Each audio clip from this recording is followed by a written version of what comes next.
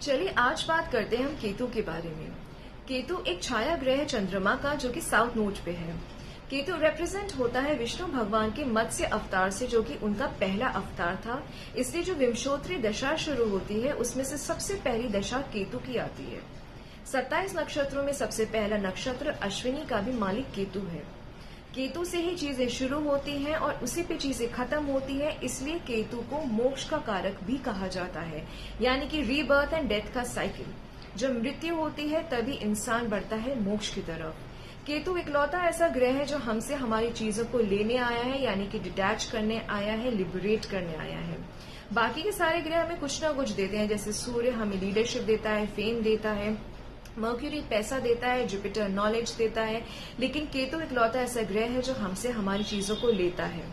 जब हम डिटैच होते हैं किसी चीज से तब हम बढ़ते हैं स्पिरिचुअलिटी की तरफ। जब हम मेडिटेट करते हैं तब हम अपने विचारों से डिटैच होते हैं और अपने सांस पे ध्यान देते हैं, और जब हम ऐसा करते हैं तब हम अपने केतु की तरफ बढ़ते हैं और अपने केतु को स्ट्रॉन्ग करते हैं। अब केतु जो है सर नहीं है तो आंखें नहीं है, इसलिए केतु रिप्रेजेंट करता है कंफ्यूजन और क्यूरियोसिटी। केतु उन सब की बातें करता है जो संसार से परे है, इसलिए केतु वाले जो व्यक्ति होते हैं ना, उनकी बातें जनरली लोग समझ नहीं पाते हैं कि कहना क्या चाहते हैं। वो सबको समझते हैं क्योंकि केतु कहीं ना कहीं उनको इंट्यूशन देता है, लेकिन जब इनको समझाने के बारे में आती है तो कोई इनकी बात नहीं समझता। केतु रिप्रेजेंट करता है आपके पुनर्जन्म के कर्मों को। आपकी कुंडली में केतु की पोजीशन बताती है कि आपने पुराने जन्म में ऐसे कौन से काम किए हैं जिसकी वजह से आपको इस जन्म में केतु की वो पोजीशन मिली है। जैसे कि अगर आपकी केतु की फर्स्ट हाउस में है, और फर्स्ट हाउस होता है आपकी पर्सनालिटी का, आपके थॉट प्रोसेस का।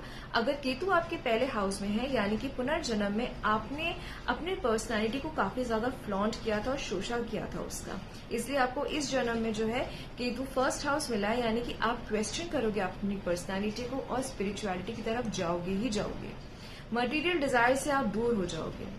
अब केतु जो है, क्योंकि एक आइसोलेशन का प्लैनेट है, अगर आपको अपने केतु को स्ट्रॉन्ग करना है तो सबसे पहले तो आप स्ट्रे डॉग्स को फीड करिए।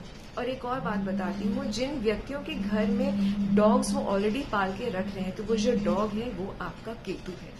और अगर आपने अपने केतु को स्ट्रॉन्ग बना लिया, डिटैचमेंट को प्रैक्टिस कर ली, तो आप हमेशा सुखी रहोगे।